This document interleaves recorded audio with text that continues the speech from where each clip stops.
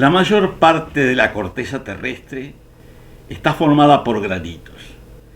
El núcleo de los continentes está estructurado a partir de los escudos graníticos.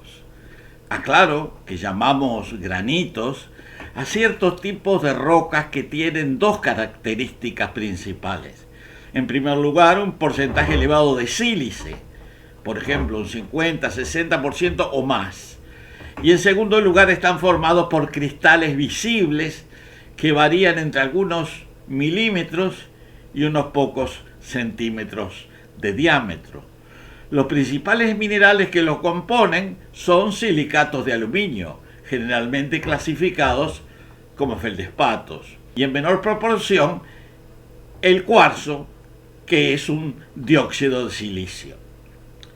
La formación y evolución de los escudos graníticos es muy lenta. Lleva cientos de millones de años.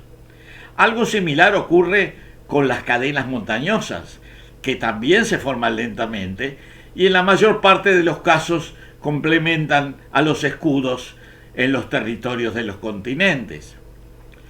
Como decía, la formación de las montañas es un proceso que, medido en términos de duración de la vida humana, es muy lento.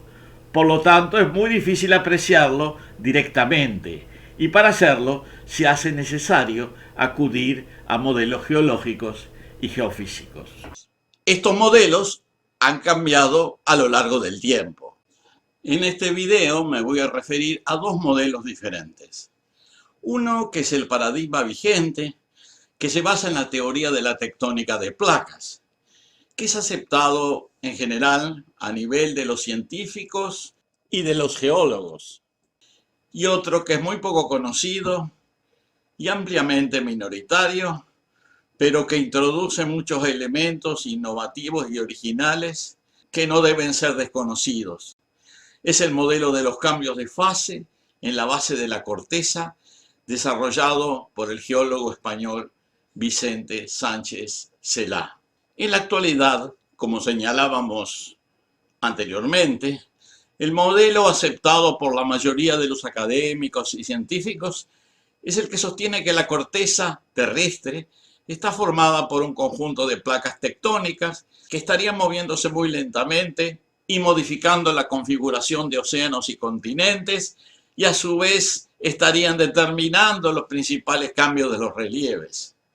Estos procesos tendrían lugar sin que el planeta cambie de volumen ni de superficie total. En algunos casos estas placas entrarían en un proceso de divergencia, separándose las unas de las otras, con generación de fondo marino en la zona de divergencia. En otros casos entrarían en colisión y en otros se subducirían, o sea, sumergirían unas placas bajo las otras. Este modelo de las placas tectónicas asume que la Tierra siempre ha tenido aproximadamente el mismo volumen y que la energía necesaria para que se produzcan estos movimientos proviene sobre todo de la radiactividad de las rocas. Todo ello sin cambio de volumen. El geólogo español Vicente Sánchez Celá propuso otro modelo. En ese modelo, la energía proviene de cambios de fases exotérmicos en la base de la corteza. Y a su vez, a través de los cambios de fase, las rocas del manto, lo que Sánchez Celá llama dencialitas, pasarían a ser verdaderos granitos. ¿Qué son los cambios de fase? Bueno, trataremos de explicarlo a continuación. En el interior de la Tierra, en la parte superior del manto, predominan los minerales, casi siempre silicatos, de mayor densidad, con estructuras cristalinas densas, como las holanditas, las cesitas, las estillovitas y las perovskitas. Estos son nombres de minerales de gran densidad, pero son bastante raros en la superficie y en la corteza terrestre. Las cesitas y las estillovitas tienen la misma composición que el cuarzo, que es un mineral muy común en la superficie, o sea, CO2 o dióxido de silicio, pero con estructuras cristalinas más compactas y mayor densidad. A modos ilustrativos diremos que la densidad del cuarzo es 2.65, La de la cecita es 2,92 y la estillovita es 4,35. Del mismo modo, las holanditas tienen composiciones similares a los feldespatos, que también son minerales comunes en la corteza, pero con mucho mayor densidad. Mientras que la densidad de los feldespatos varía entre 2,72 y 2,75, las holanditas tienen densidades de 4,9 o mayores. Lo mismo pasa con las perovskitas silicatadas, que tendrían composiciones similares a los olivinos, que son minerales relativamente comunes en la corteza. Los olivinos son silicatos de hierro y magnesio. Su nombre es fayalitas en el primer caso y fosferitas en el segundo caso. Al igual que en los ejemplos precedentes, las perovskitas silicatadas, que son muy raras en la corteza, tienen una composición similar, pero son más densas que los olivinos.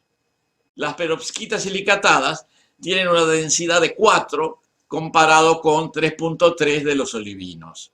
O sea que las rocas del manto, compuestas de cecitas, estillovitas, holanditas y perovskitas, tendrían composiciones similares a las de la corteza, pero con mayor densidad.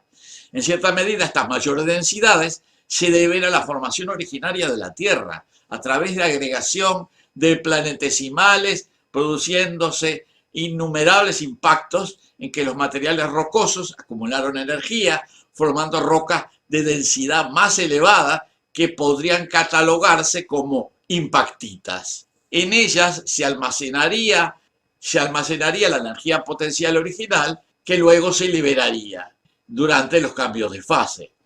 En el límite del manto con la corteza, a unos 50 o 60 kilómetros de profundidad, al disminuir la presión, debido a la menor profundidad y por tanto a menor presión de las rocas subyacentes, estos minerales modifican sus estructuras cristalinas para adaptarse a condiciones de menor presión sin cambiar de composición química y se transforman en silicatos estables para las nuevas condiciones, como feldespatos y cuarzo y olivino, con densidades de 2,6, 2,7 y 3.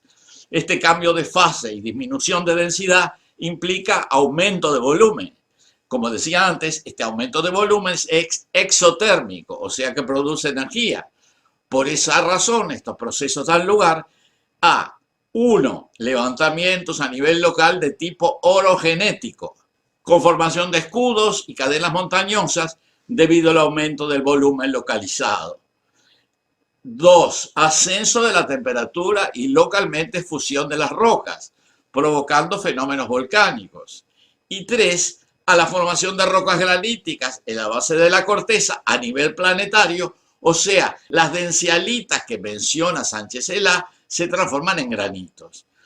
En un modelo ampliado de la teoría de Sánchez Celá, estos cambios de fase no solo se darían en el límite del manto con la corteza, sino también a niveles más profundos, 500, 1000 o 2000 kilómetros de profundidad, en donde se producirían cambios cualitativos de las estructuras cristalinas debido al aumento de la presión y temperatura. No se considera que a esas profundidades tengan composiciones muy diferentes de los minerales de la corteza, es decir, silicatos de aluminio, de hierro, magnesio, calcio y sodio.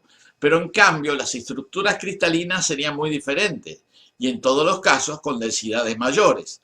Estos cambios de fase, o sea, disminución de las densidades de los minerales y rocas, resultaría en un cambio de volumen de la Tierra, al que nos hemos referido en otros videos de esta serie. En la corteza terrestre y la superficie planetaria, este modelo implica que la Tierra ha aumentado de volumen durante su historia geológica y geofísica y que debido a la despareja distribución de los minerales densos, ese aumento de volumen suele ser heterogéneo. En algunos lugares es mayor que en otros, y en esos lugares hay más dilatación o hinchamiento, con disminución del grado geotérmico y vulcanismo asociado. Por lo tanto, estas heterogeneidades se expresan en la geología y relieves de las diferentes regiones, fondos marinos y continentes. Como se ve, son dos modelos diferentes para explicar los fenómenos observados. En este momento, el modelo imperante es el que se basa en la teoría de la tectónica de placas, mientras que el modelo de cambio de fase de Sánchez Celá no ha sido considerado ni es tenido en cuenta. Ya he publicado varios videos explicando el innovativo enfoque del geólogo español y espero que esta insistencia permita difundirlo para ir gradualmente eliminando los dogmas de la geología planetaria y de la geofísica.